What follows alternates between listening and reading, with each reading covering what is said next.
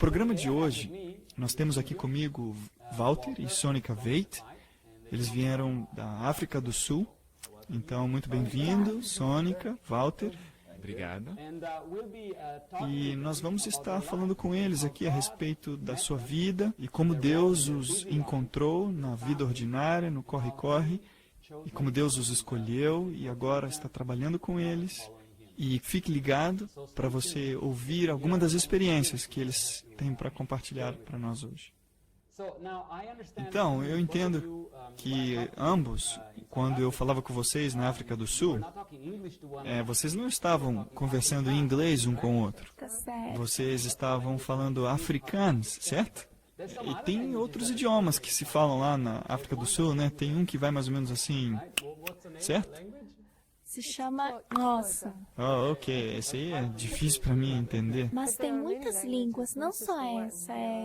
22, eu acho. Temos muitos idiomas. 11 idiomas oficiais na África do Sul. Uau, uma cultura realmente muito rica. E estou certo que alguns dos que estão assistindo podem se identificar com essa cultura, essa riqueza. Porque, claro, Deus é amante de toda a beleza, as culturas. Mas também eu escutei o Walter falando em alemão. Portanto, eu concluo que você vem da Alemanha. Não, eu nasci na África do Sul. Oh, ok. Eu até uso uma etiqueta onde está escrito Made in South Africa. Ok. Meu pai migrou da Alemanha para a África do Sul. Ele estava tentando manter o nariz sobre a água na época da grande inflação na Alemanha. Oh, ok. Ele se encontrou com minha mãe na África do Sul, que também acabaram de emigrar da Alemanha. E foi assim que eu aprendi o alemão, em casa. Ok. Cresceu, então, num lar alemão, mas na África do Sul. Na África do Sul, isso. E eu entendo que você estava dizendo que seu pai e a sua mãe, embora tivessem uma raiz alemã, eles não tinham o mesmo passado religioso. Sim, meu pai era católico romano. Ok. E, de fato, antes de ele ir para a África do Sul, ele estava considerando seriamente ir para o seminário. Portanto, ele era um católico romano bem roxo. Oh, uau! E a sua mãe compartilhava uma fé diferente, certo? Ela era protestante, era uma luterana. E quando se casaram, decidiram que não fariam da religião um ponto de controvérsia. E, na verdade, ele foi o primeiro que participou de um casamento duplo. Oh, uau! A minha mãe era gêmea. Ok. E ela queria desesperadamente se casar no mesmo dia em que sua gêmea se casaria. Oh, uau! No mesmo dia. E todos eram luteranos. Portanto, minha mãe e meu pai fizeram uma cerimônia na catedral da cidade do Cabo. E logo depois foram para a igreja alemã luterana e fizeram um casamento duplo. E eu acho que ele se encrencou com a igreja com isso. Olha! Isso foi antes do Segundo Concílio do Vaticano, portanto, se você não pertencia à Igreja Católica, estava perdido. Portanto, isso foi um grande problema para ele. Ele sempre teve problemas depois disso. Mas eles devem ter encontrado alguma solução, porque, caso contrário, eles teriam um grande conflito lá na família. Eu não sei. Minha mãe era também bem consagrada na religião, mas ela concordou que eu poderia ser educado na religião católica. É difícil para mim entender isso hoje, mas foi isso que ela fez. Ok. Então, você cresceu católico. Isso quer dizer que você, então, ia para escolas católicas? É isso Não, eu mesmo? fui para a escola alemã, na verdade. Há uma grande escola alemã na cidade do Cabo. E são luteranos, maiormente. Luteranos. Mas tinha uma aula de religião separada para as crianças católicas. Ok. E eu entendo que, à medida em que você estava estudando, e a sua mãe, então, quando você já estava um pouquinho mais de idade, começou a ter problemas de saúde? Sim, ela ficou muito doente quando eu tinha 8 anos de idade. Era câncer. Sério? Lhe davam 3 ou 4 meses para ela viver. Mas ela o esticou para 4 anos. Portanto, sofrimentos tremendos. Então, ela realmente estava sofrendo muito, né? E eu presumo que cada vez que tem um problema sério de saúde na família, isso cria muita tensão dentro da família. E o que aconteceu com você? O que passava na sua mente? Bem, eu estava acostumado com o fato de minha mãe estar doente. Ok. O seu último ano, ela basicamente passou na cama. Ficou de cama todo ano. Ela passou por muitas operações, e a tecnologia naquela época era tão boa, sabe? Quando usaram radiação, acabaram queimando ela, Oh, uau. ela ficou preta, e eles fizeram muitas operações nela, removeram uma grande parte do seu intestino, então ela acabou pegando também câncer do cólon, então teve problema aí também, câncer da mama, e também se espalhou para o cérebro, câncer neural, pegou câncer do cérebro, e depois finalmente ela morreu. Mas ela realmente sofreu. Então foi realmente uma doença devastadora. E eu entendo que, como criança, a gente traz essa experiência com a gente. E tinha algum conflito que estava acontecendo na escola, entendo eu, por causa desses problemas que estavam acontecendo com você em casa. Quando todo mundo ficou sabendo que minha mãe basicamente estava no seu leito de morte, e a freira católica romana, que me deu instruções religiosas, ela era, como é que eu posso dizer, bem zelosa por sua fé. E, claro, cria que qualquer pessoa que não era católica romana estaria perdida. E talvez por preocupação por minha mãe, ela quis que ela se batizasse, se tornasse católica romana. E ela tentava todos os argumentos que achava para nos convencer de tornar ela uma católica romana. Ok, embora a atitude dela fosse positiva em relação à sua mãe, isso você não aceitou muito bem, você não entendeu essa questão muito bem. Não, eu não entendia que ela tinha dito que minha mãe iria para o inferno. Uau. E se você é um garoto entre 8 e 12 anos de idade, isso é tudo que você tem, é a tua mãe. E sabe que a qualquer momento ela pode estar morta quando você chega em casa. E agora ainda por cima, alguém diz que ela vai para o inferno, isso te enlouquece. E uma vez essa freira me deu água de Lourdes, e me disse que eu deveria aspergir isso sobre minha mãe e orar por ela. Mas eu não sabia como fazer isso. Então eu contrabandeei essa garrafinha lá para dentro do quarto dela e conversei com ela. E eu fingi que era um acidente, que se derrubou essa água sobre ela. Ok. E claro, nada aconteceu, ela não melhorou. E finalmente eu comecei a ressentir o fato de que Deus a poria no inferno, porque era uma dama muito bondosa. Então eu fiquei com raiva. E eu quero dizer, algumas pessoas que passam por conflitos semelhantes, eles se tornam até criminais, se tornam por causa dessa ira, dessa amargura. E então estava acontecendo todo esse conflito entre pessoas que até poderiam estar bem intencionadas. Eventualmente sua mãe encontra o descanso no Senhor. Ela não abandona a fé e ela então descansa no Senhor. Então, o que aconteceu com você depois disso? Bem, isso aconteceu quando eu tinha 12 anos de idade. E as coisas basicamente foram de mal a pior. Meu pai finalmente se casou de novo. E se tratava daquela lendária madrasta. Sério? Eu era aquela criança bem rebelde, Sim, sim, claro. que não gostava de ir para a escola, que odiava a escola. Agora, eu gostava de ciências. Mesmo quando criança, já antes de ter qualquer instrução nesta área, eu lia tudo que eu podia sobre astronomia, sobre ciência em geral.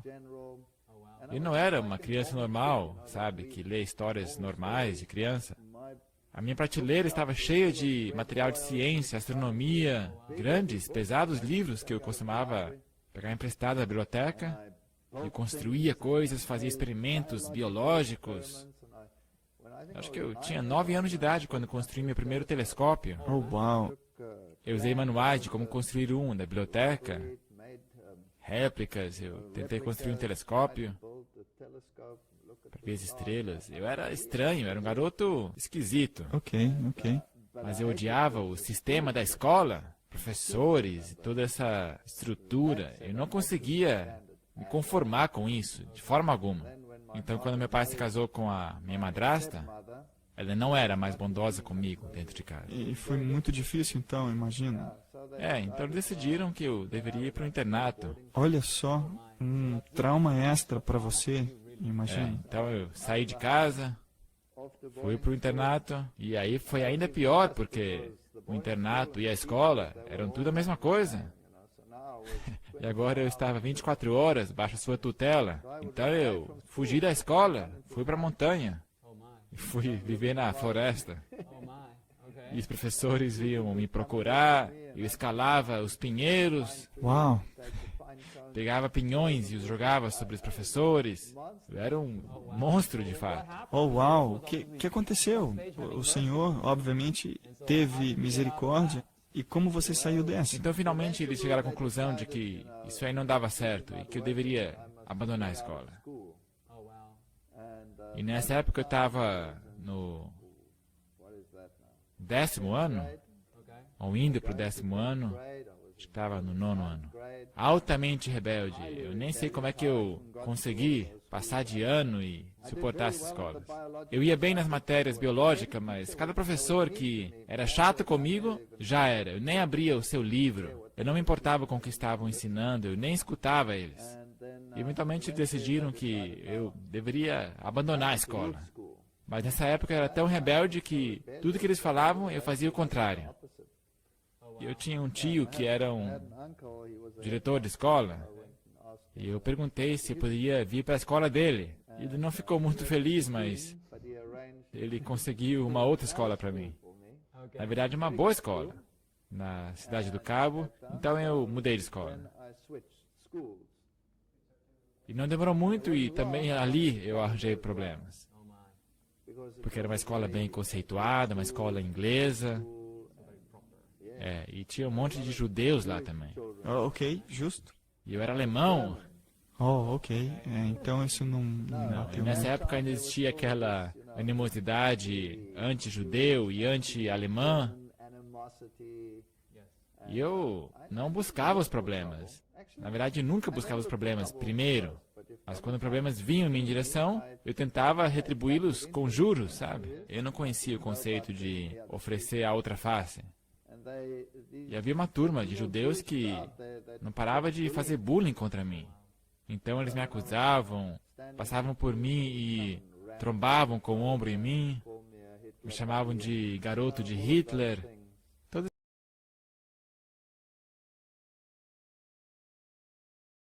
E esse camarada fez isso de novo contra mim e eu modifiquei. Eu mudei a sua aparência. Então eu pensei, pronto, já estou expulso dessa escola aqui também. E o que aconteceu foi uma história bem interessante. O diretor nos chamou à sua sala, os dois, e o nariz do pobre do coitado estava sangrando, o seu nariz estava quebrado, eu de fato modifiquei. E o diretor falou, isso aí não dá, você não pode agir dessa forma em nossa escola e tal, etc. Mas em seguida ele foi justo. Essa, na verdade, foi a primeira vez que eu vi um professor que foi justo. E ele quis saber qual que era o transfundo. E então descobriu qual era o transfundo. E no final, ele teve mais simpatia por mim do que pelo outro. E ele chegou à conclusão que deveria, na verdade, punir o outro, mas como ele já foi castigado o suficiente, ele poderia sair da sala.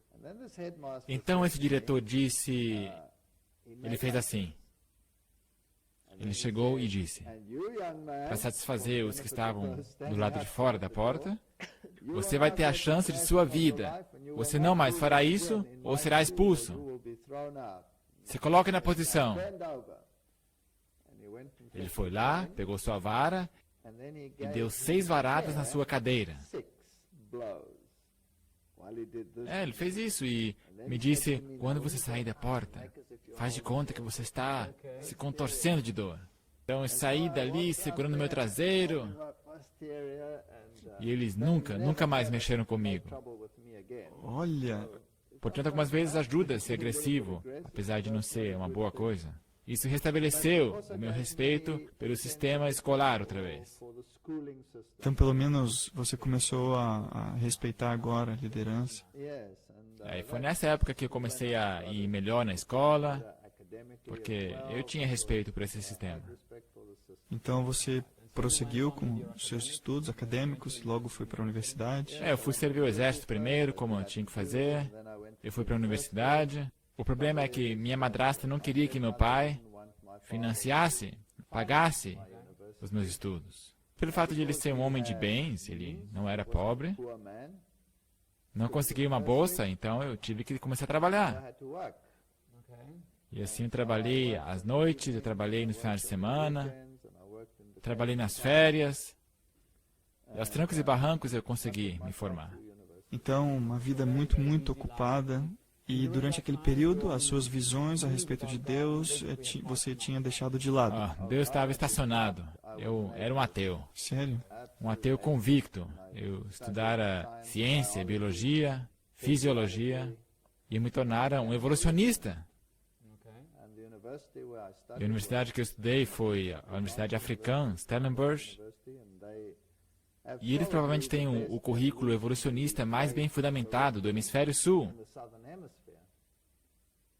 Eles têm convênios com universidades como a de Tübingen, onde fazem intercâmbio de estudantes e conseguem estudantes de PhD de Tübingen. E, portanto, era na evolução que eu cria, e todo mundo que se opunha estava encrencado comigo. Oh, uau, ok. Então você chegou a esse nível. E então eu entendo que você tinha um companheiro de quarto. Isso, quando eu estava estudando ali, ele era um jovem de Natal, estava bem longe, quase 2.000 quilômetros dali. E volta e meia, quando tínhamos férias mais longas, e eu não queria ir para casa porque tinha muita briga lá em casa com a minha madrasta.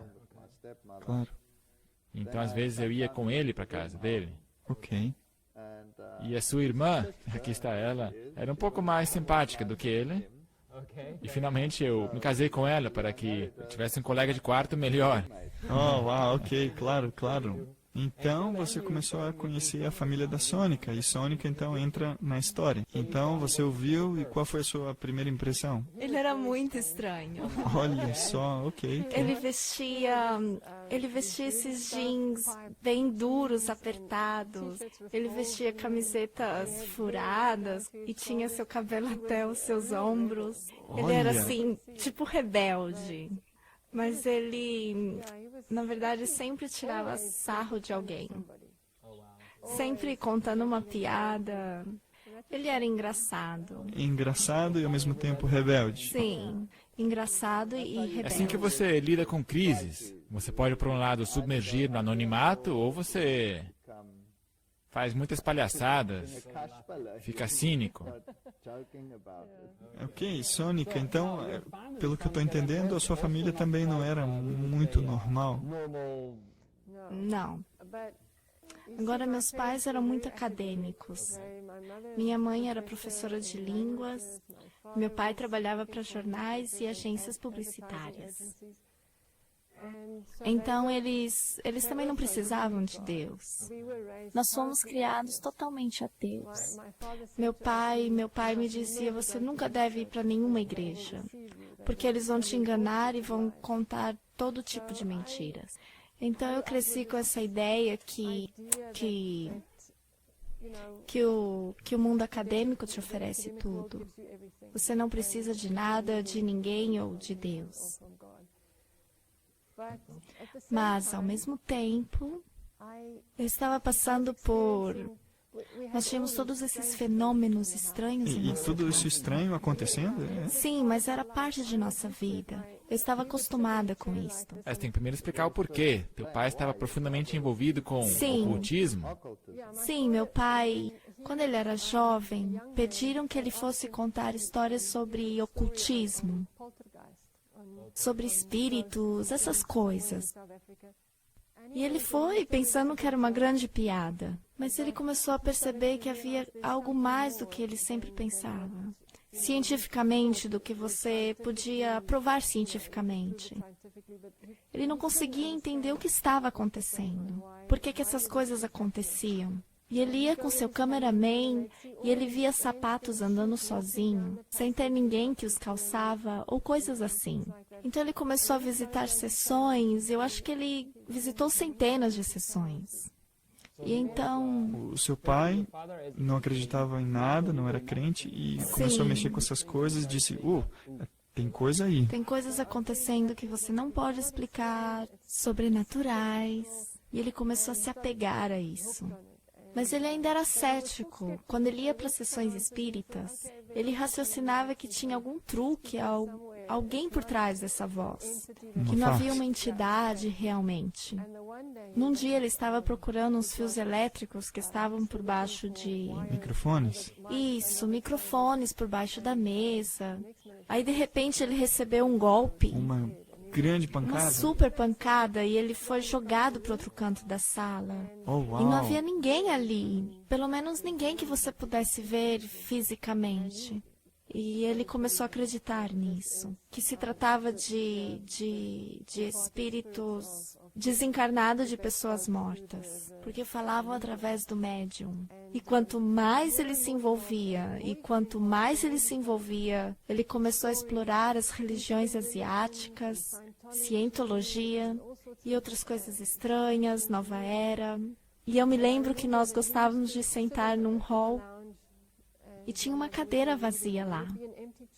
Então, de repente, alguém começava a respirar nessa cadeira. Então, de fato, se escutava alguém respirando Você numa cadeira vazia. sim, você podia ouvir, você podia ver um vulto, mas você não conseguia ver ninguém ali. Olha só, eu estaria correndo. Sim, mas eu estava acostumada com isso, porque eles diziam que era o avô. Ele nos está visitando. Uau, olha, Já tá, oi avô. olha. Tá bom então. Outra vez tinha um suporte onde a gente colocava as muletas do avô, mas ele já tinha morrido. Mas as muletas ainda estavam em casa. Ah, uma bengala? Isso, bengala. Eles começaram a fazer barulho, a se chocar um no outro. Aí minha mãe dizia, o avô quer ir caminhar. Então eu cresci com essa ideia de que ele fazia parte da nossa família, apesar dele estar morto. Mas, sim, ao mesmo tempo, eu sentia que havia algo. Todos meus amigos iam para a igreja. Meus amigos da escola iam à igreja aos domingos. Eu não entendia porque os meus pais nunca iam para a igreja. E eu tinha problema com meu irmão. Ele Esse era o companheiro de quarto dele? Isso, era seu colega de quarto. Quando éramos ainda bem pequenos, ele era abusivo. Ele tinha a perna atrofiada com poliomielite. Ok, justo.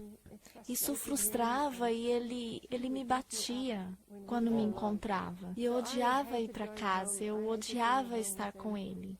E eu perambulava pelas ruas, eu raramente estava em casa. Meus pais trabalhavam fora, então ficávamos por conta, e nas ruas.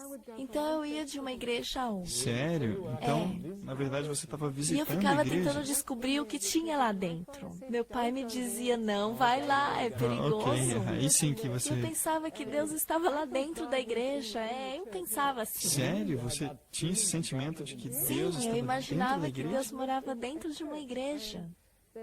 E se eu pudesse ver o que tinha dentro da igreja, eu iria ver a Deus. E eu queria ver Deus. Então eu ia de uma igreja a outra, mas estavam todas trancadas. E eu era realmente infeliz, porque eu tinha uma vida dura em casa. Sério? Realmente meu irmão era cruel comigo. E eu queria fugir, eu queria estar num lugar seguro. E eu ia de uma igreja a outra, mas elas estavam trancadas. E finalmente encontrei uma pequena igreja que estava aberta, que estava abandonada, não havia ninguém ali. Um lugar obscuro na floresta. E eu abri a porta, entrei, e havia tanto silêncio. E a partir desse dia, todos os dias eu ia lá e ficava cantando. Sério?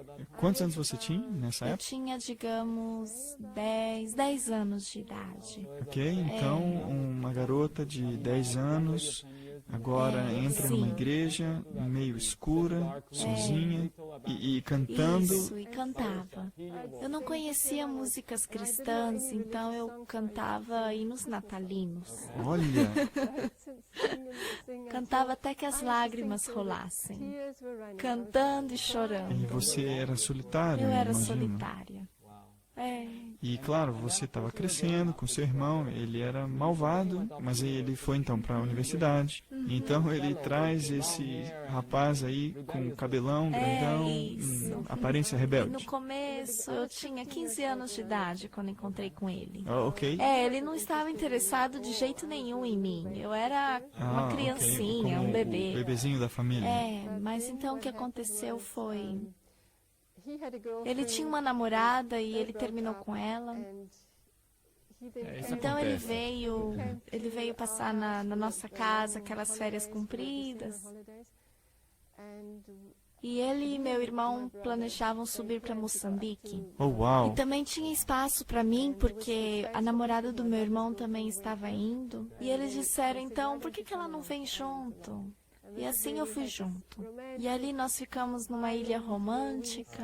E nós apreciamos, nós nadamos. Eles pescavam e nós vivíamos no meio da natureza, assim, tranquilos.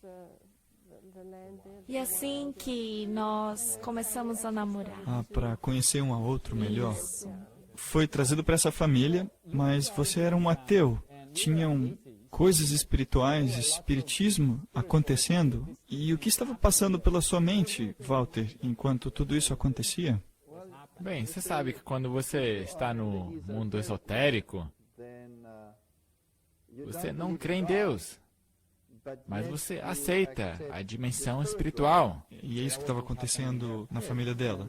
Então, basicamente, eu tinha muitas discussões com o irmão dela, que obviamente também estava profundamente envolvido, também envolvido com cientologia. Então, eu tinha muitas discussões com o pai dela. Ele, nessa época, era muito famoso nesse movimento da nova era. Naquela época, isso era algo novo. E ele foi um dos primeiros a, na verdade, trazer isso para o país. Oh, uau. E ele começou a imprimir livros. Ele produziu livros sobre sessões e espaço interior, o poder que vem de dentro, misturado com filosofias orientais. E como cientista, você diz, de fato, tem muitas coisas que eu não consigo explicar. Você pode pegar qualquer coisa, por exemplo, magnetismo ou gravidade, você pode medi-la. O magnetismo, você pode medi-lo, você pode medir a força.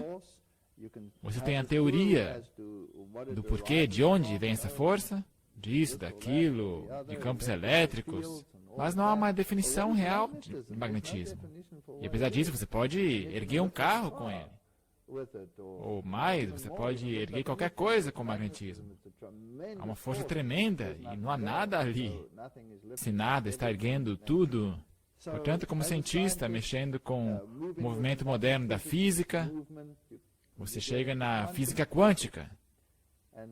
E a física quântica, eventualmente, tem alguma forma de divindade. Apesar de não se tratar de um Deus pessoal, há alguma coisa ali que te ajuda a lidar com todas essas forças. E as projeções de tua energia, que a energia não pode ser destruída quando você morre. Sabe? E eventualmente você se envolve com esse tipo de coisa. E faz sentido, você consegue ver isso acontecendo. Então tem que ter alguma coisa ali por trás.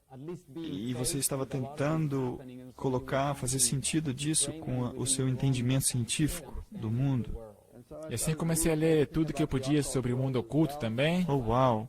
Meu sogro, na verdade, me deu algumas sessões de treinamento sobre como ter uma experiência fora do corpo. Olha, Você tem que, na verdade, entrar numa dieta especial. A maior parte deles são vegetarianos nesse estágio. E para mim, isso era impossível, eu era carnívoro, por dentro e por fora. Mas eu gostava dessas experiências fora do corpo. E dava certo, o que, na verdade, é arrepiante. assustador demais para Muito mim. mal Eu assombrado. não aconselharia ninguém. Não, de forma alguma. Não é o que a gente está promovendo de forma alguma. Ok, e o seu relacionamento estava progredindo e você começou a ensinar na universidade. E quando exatamente vocês se casaram? Eu também, nessa época, estava estudando na Universidade de Stellenbosch. Ok, então, mesma A universidade que mesma o Walter. universidade. E eu acho que foi no meu segundo ano, né, que nós decidimos nos casar. E era o ano de 1974. Ok, aí estão vocês formando uma família feliz, tem filhos. Não. Antes disso. Ok, justo. Nós acabamos de nos casar e eu recebi uma proposta da Universidade de Inatel mais na região onde os pais dela moravam. Bem longe da Universidade de Stellenbosch, e ela- onde Sônica estava. E ela chegou a interromper os seus estudos. Oh, wow. E nós fomos a essa universidade, onde eu comecei a dar aulas, comecei minha carreira acadêmica. E nos mudamos para a sua casa ali. E o pai dela estava bem perto. Nós tínhamos essa ligação. E foi nessa época que tivemos a nossa primeira grande experiência ocultista. Oh, uau! O que aconteceu também foi que algumas pessoas com as quais estávamos envolvidas vieram, estavam ativas em Ouija boards e todo tipo de consultas. E as coisas começaram a ficar simplesmente loucas em nossa casa. E à noite tínhamos experiências que eu não quero que aconteça com ninguém. Experiências muito macabras. Nossos pratos começavam a voar pela casa. As pessoas que vinham nos visitar e de repente o copo de vinho delas pulavam pela mesa.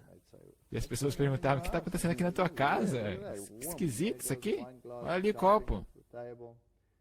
Mas sempre no fundo de sua mente você tenta explicar isso de uma forma natural. Tipo, alguém derrubou. E você racionaliza que esse mundo não existe.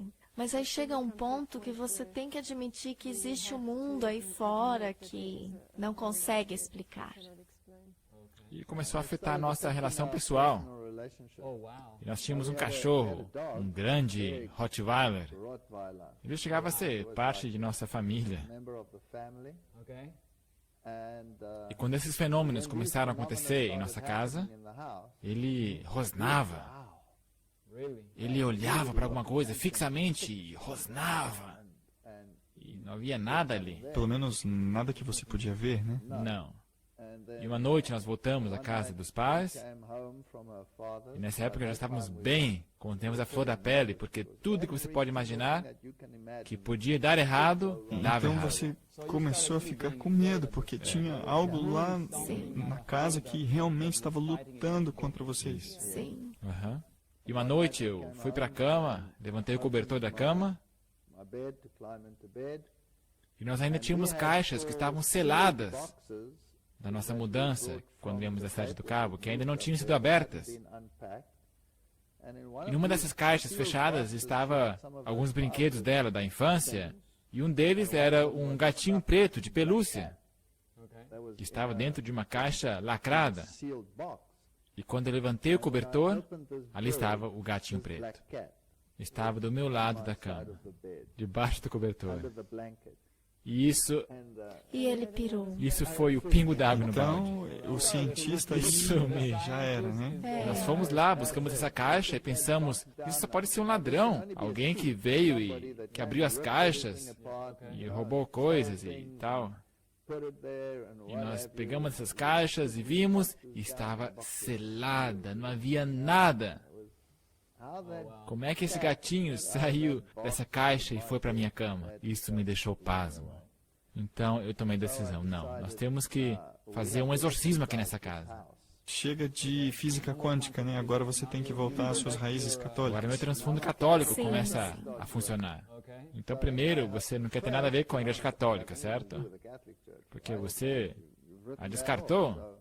Portanto, o pai dela veio. Então, primeiro você queria que o pai dela fosse lá, né? Então, Antes da o igreja. pai dela veio para casa e fez o que eles costumam fazer. Alho nos E cantos da alhos, casa. e fez o sinal do pentagrama em todo lugar. E ordenou que a paz entrasse nessa casa. E ficou pior. Oh, my. Ficou pior. Nós perdemos tudo. Todos os nossos pratos se lançaram por todo lugar. Bateram o carro. Meu carro, eu fui estacionar ele na garagem. Dentro da garagem, eu desliguei o carro, tirei a chave e o carro, com toda força, avança e bate na parede. Havia um verdadeiro tormento. Espectadores, segura aí que o Senhor Jesus realmente teve uma completa vitória na vida deles. Aqui não é a história completa, ok? Não, isso é só o começo. Portanto, finalmente, o sogro não conseguindo resolver esse problema, então, quem que poderá fazê-lo? E se costuma dizer, uma vez católico, para sempre católico. Eu fiz uso das minhas profundas raízes e me dirigi à igreja católica. Eu disse para o sacerdote, olha, eu estou com um problema na minha casa, será que você pode me ajudar? eu nunca mais fora para a igreja Por anos, né? por anos? E ele disse, claro, eu vou aparecer aí. Então ele apareceu na nossa casa, trouxe a sua água benta, benzeu, leu o seu texto de exorcismo. Então ele disse, tchau, e foi embora. Agora, isso aí foi incrível, porque naquela noite estávamos deitados sobre a cama. E de repente, o cachorro, que estava deitado ao nosso lado, tinha sua cama ao lado da nossa cama, de repente o cachorro se levanta. E rosna, e rosna, e rosna. E você tem aquele arrepio que os cabelos Então, começam a ficar de pé. bem mal assombrado. né? Muito mal assombrado. E estávamos sozinhos em casa, só minha esposa e eu. E de repente, esses pesados passos descem o corredor. Sério? Rapaz, você pensa que vai morrer. Desce o corredor e a porta estava aberta. E os passos pararam na porta, junto à porta do quarto. Mas não vimos nada. Mas o cachorro ficou completamente pirado, rosnando, e ameaçando e... Você sabia que tinha alguma Não coisa, vimos mas ao mesmo tempo nada. E esse indivíduo, seja lá o que for, bate a porta. E com força. E tudo isso depois da experiência que você teve com o sacerdote que fez todo aquele ritual. E a partir desta noite, não havia mais nada. Tinha sumido. A casa ficou limpa. Então é como se fosse uma advertência lá. Era como se o espírito viesse e dissesse, ok, eu estou me despedindo. Me submeteram a uma exorção. Tchau. Eu pensei, uau, isso é impressionante. Mas eu não voltei para a igreja. Então ele te ajudou e só E era isso. só, nada mais. Então eu consegui uma boa posição na Universidade de Stellenbosch. Então você voltou. Então nós pensamos, isso é uma tremenda de uma chance. Vamos voltar. Ela pode terminar seus estudos. Foi aí que nós voltamos e foi aí que nossa primeira criança nasceu. Certo? É. Então a família agora estava começando. Justo. Então você teve um segundo filho e um terceiro filho. Então 2 meninos e uma menina. Sim. Ok. Eu ainda estava mexendo com o ocultismo. As pessoas não me creem, mas é real. Mas claro, hoje eu sei que isso não é uma experiência real. Se trata de um implante mental, é como um implante hipnótico. Não é uma experiência real.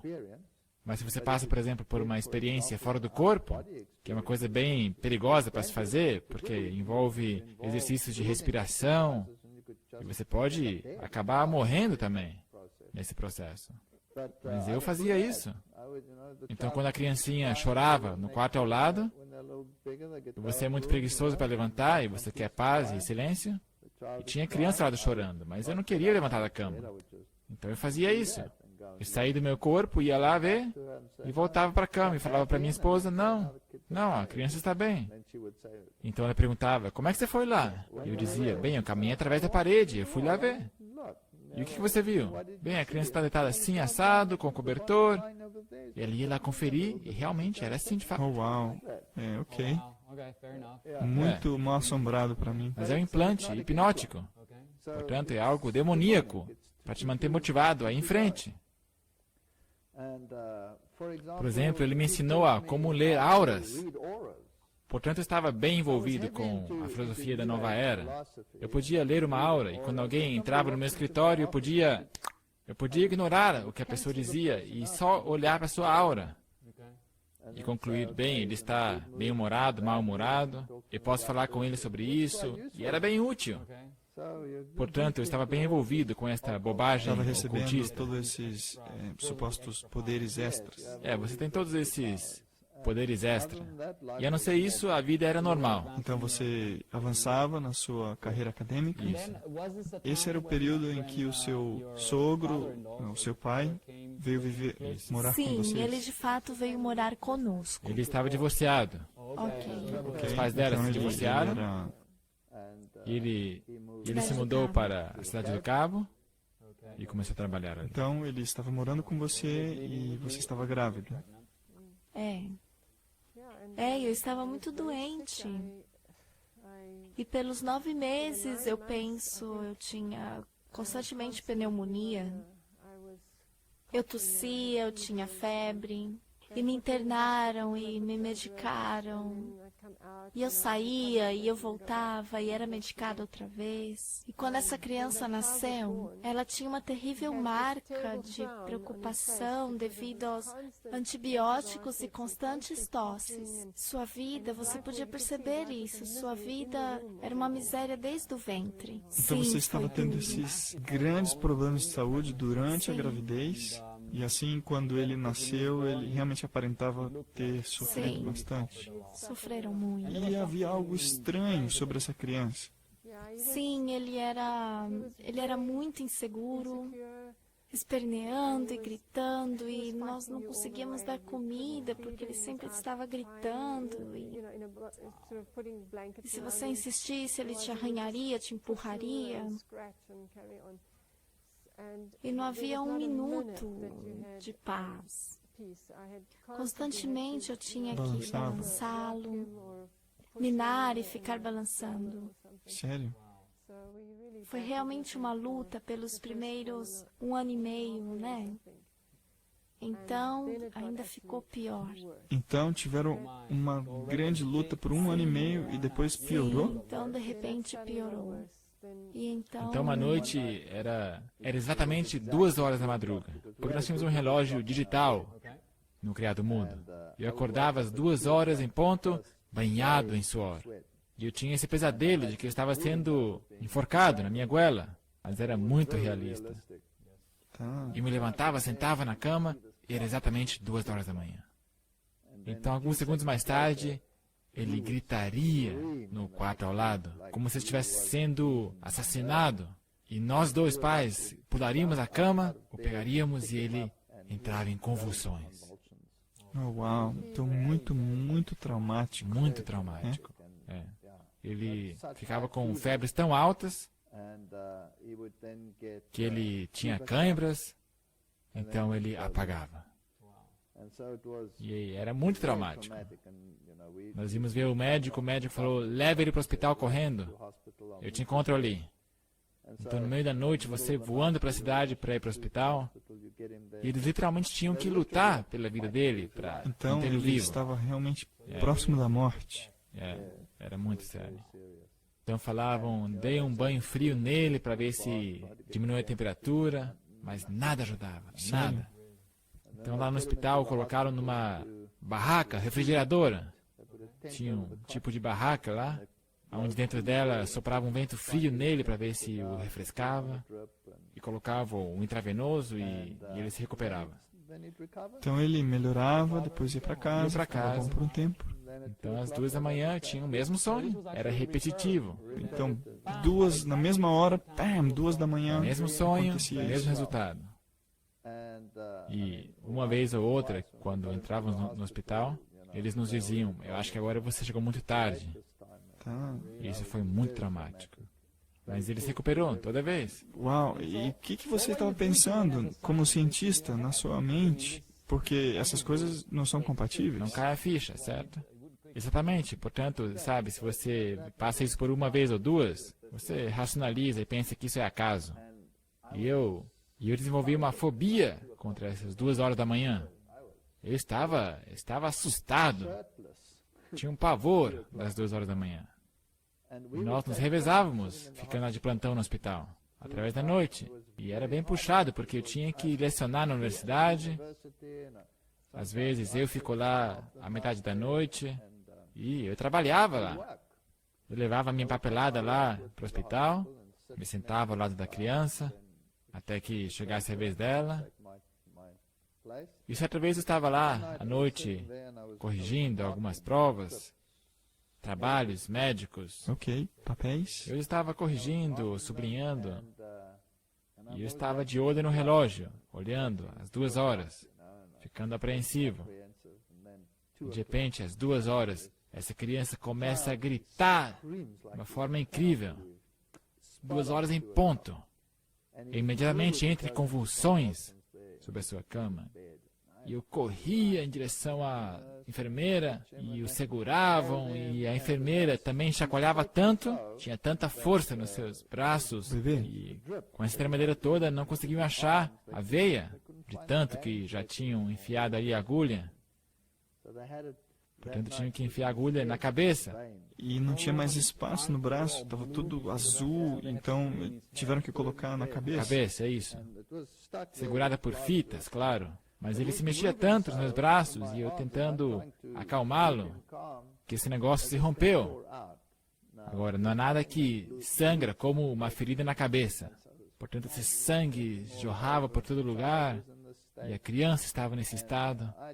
E eu não aguentei. Eu pensei, pronto. E você chutou o balde. Eu, chutei o balde. Eles pegaram a criança, acalmaram ela, colocaram a agulha outra vez, acharam uma outra veia, fecharam aquela outra ferida. Então eu estava lá sentado. A minha esposa viria às 6 horas da manhã me aliviar. Ok, justo. Porque tinha que fazer palestras. E quando ela compareceu às 6 horas da manhã, eu estava pensando com meus botões. E me lembrei que aquele sacerdote católico tinha resolvido o problema. Na outra casa. Na outra residência. Agora, isso já fazia anos. Vários anos. 5 anos? Acho que mais. Acho que mais que 5 anos. É, muito mais. E eu disse comigo mesmo, eu vou lá para a igreja católica. Porque isso é o culto, isso não tem nada que ver com causas naturais. Por causa desse negócio das 2 horas da manhã. Portanto, lá vou eu para a igreja católica. Eu cheguei lá bem cedo de manhã. Eu fui liberado às 6, portanto, lá para umas 6:30 eu já estava lá. E o sacerdote católico já estava acordado. Já estava sentado no seu escritório. E eu entrei lá caminhando. E ele aliás, era um alemão. Eu nunca fora àquela igreja, mas ele estava meio arredio. Eu não sabia direito como lhe abordar, mas eu disse para ele, sabe, eu tenho um problema na minha casa e será que você pode ajudar? Eu me pergunto se você poderia vir nos ajudar, que já ajudou antes. Eu sou católico, na verdade. Eu sei, eu não sou muito praticante, eu deveria melhorar, mas eu estou com um problema aqui. Então ele me perguntou, como é que são as coisas na tua casa? São manifestações estranhas? Como é que é? Eu falei, sim. E ele disse, não, essa aí não é a minha área. Ele se recusou, imediatamente. Ele falou, eu não mexo com isso, mas me dá aí teu número, me dá o teu nome. Eu vou entrar em contato com um especialista e vou te procurar depois. Então, alguém especialista dentro da igreja católica, então isso. resolveria o seu problema. Então eu fui para casa e tomei banho, sei lá. Eu estava meio chateado, porque da última vez ele simplesmente veio e deu certo. E que negócio é esse agora? Por que ele não pode fazer isso? Mas, seja lá como for, era acho que na mesma tarde. Foi no mesmo dia. No mesmo dia. Eu tranquei meu escritório, voltei da universidade, hora do jantar. Então eu fui para casa jantar. Então eu estava me assentando quando o telefone tocou. E é um homem dizendo que ele é o exorcista-chefe da igreja católica, da catedral, e que por acaso ele estava no mosteiro ali perto. E me perguntava se eu queria ir lá para conhecê-lo. Ok, justo. Uau, isso é bem cortês. Ok, obrigado, eu vou estar lá. E lá fui eu descobri onde é que era. Agora, caminhando para dentro desse lugar, eu estava sozinho. A minha esposa não estava comigo, porque afinal de contas eu era o católico. Então ali estava esse homem. Era um senhor mais idoso, nos seus 70, eu assumo. Então ele me disse, sente-se. Ele me disse, eu escutei que o diabo está te atormentando na sua casa. Eu disse, sim, tá certo. Pensei comigo mesmo que ele ia me perguntar o que está acontecendo. Não. Fazer perguntas a você sobre o problema. Ele me diz, o diabo está tentando matar o teu filho mais novo. Assim, de forma direta. Dessa forma. Sem mesmo saber que você tinha um filho. Não? E eu também não tinha dito isso àquele sacerdote, porque era bem cedo de manhã e não falei nada sobre esses detalhes, o que acontecia de fato. Só mencionei que havia um problema e ele disse que voltaria a entrar em contato comigo. O seu nome, o seu número e só isso. Só isso. E agora esses homens estão dizendo que você tem um filho e ele é o problema, e eles estão tentando matá-lo. É. Eu disse, uau, como é que você sabe? E ele me disse, eu já sei disso por um bom tempo. Sério? Ele te disse isso? Eu disse, com licença, eu acho que isso não é possível. Ele deu uma risadinha e disse, sim, isso é possível. Oh, uau! Eu sei que o diabo está tentando matar o teu filho mais novo e que você precisa de um exorcismo muito especial na tua casa. Um exorcismo normal não vai funcionar, ele disse. Eu tenho que rezar uma missa de exorcismo na tua casa. Esta é a única coisa que vai resolver o teu problema. Então eu disse, uau, ok. Qualquer coisa que for preciso, estou disposto a fazer qualquer coisa. Ele disse, bem, eu preciso de uma permissão do bispo para fazer isso. Porque você não pode rezar uma missa numa casa qualquer assim, desse jeito. Você tem que ter permissão. Eu perguntei, ok, quanto tempo vai durar isso? Ele falou, eu já tenho essa permissão. Mostrou aqui um papel. Ele me mostrou uma folha assinada pelo bispo. Já estava assinada. Já assinada? Já estava assinada. Que ele podia fazer um exorcismo na minha casa, com uma missa. Uau, isso me deixou boquiaberto. Era o fim da oposição da minha parte. E eu disse, ok, mas tem problema. Eu não tenho sido um bom católico. Eu sou basicamente um ateu, isso e aquilo. Ele disse, isso não tem problema não. Agora você está aqui. E a tua esposa? Bem, ela também é uma ateia. Ela é da igreja protestante alemã. O que a gente pode fazer? Ele falou, bem, isso vai mudar. Oh, uau. Ele estava bem calmo. Positivo, tranquilo sobre toda a questão. Então marcamos um encontro. Ele foi lá para nossa casa. E qual foi a tua impressão dele? Ele tinha um porte muito digno, muito calmo e um tipo de pessoa muito gentil. E eu fiquei muito impressionada com o jeito que, apesar que ele não quis saber nada sobre nós, mas estava focalizado no que estava fazendo. Nem mesmo deu atenção ao bebê, eu acho que o neném nem estava lá. Se focou só no que ele tinha que fazer. Uma aparência de alguém digno, uma pessoa gentil. Uhum. Então ele pediu água. Ele trouxemos um pouco de água numa jarra. Ele pegou um pouquinho de sal. Então ele fez um sinal da cruz com o sal. Disse o que tinha que dizer. Pegou esta salobra. Então ele se dirigiu a cada janela da casa e a cada porta. Pegou um pouquinho dessa água e fez uma cruz com esta água nas portas, sobre as janelas. E quando a água evapora, ficam esses cristais de sal. Cristais brilhando? Vagamente você podia reconhecer, porque não era uma solução muito concentrada. Então ele ia de quarto em quarto, fazendo o que ele tinha que fazer. Então quando ele chegou no quarto da criança, rapaz, pareceu que o inferno se abriu.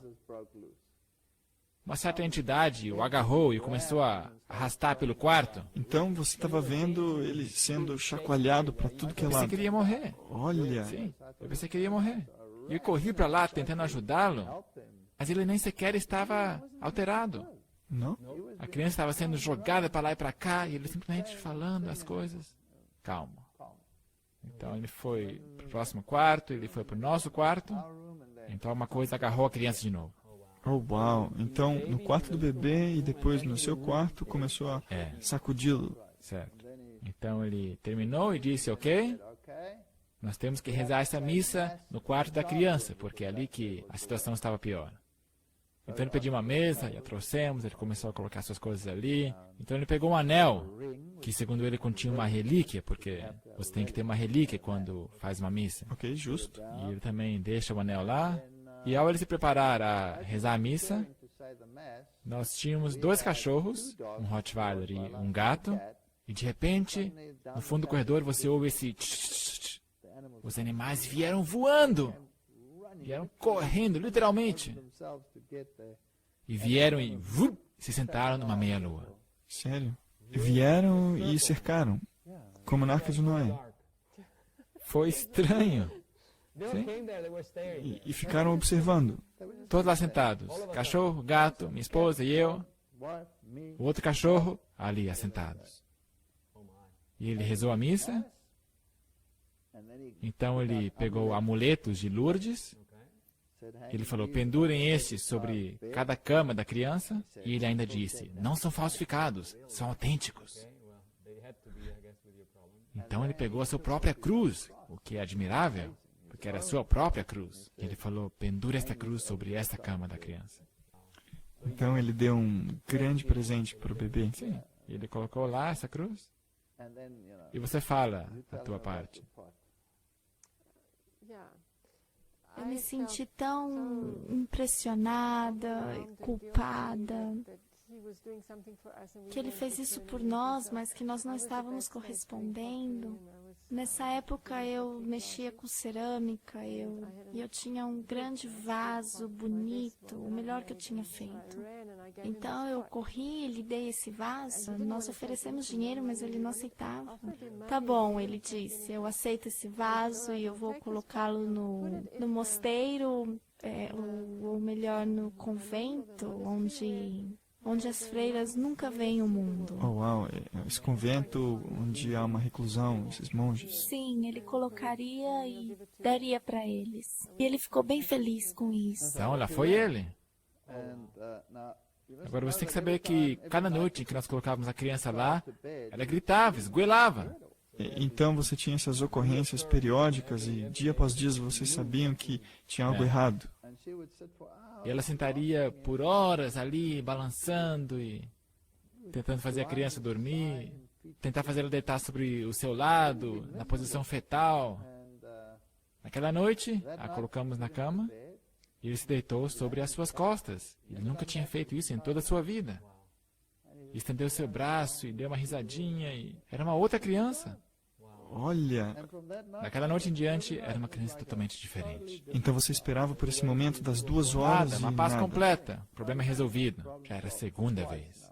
Isso, na verdade, é muito interessante e eu quero saber mais. E eu te convido a ficar ligado para o próximo episódio, onde Jesus os guia a uma verdade mais profunda.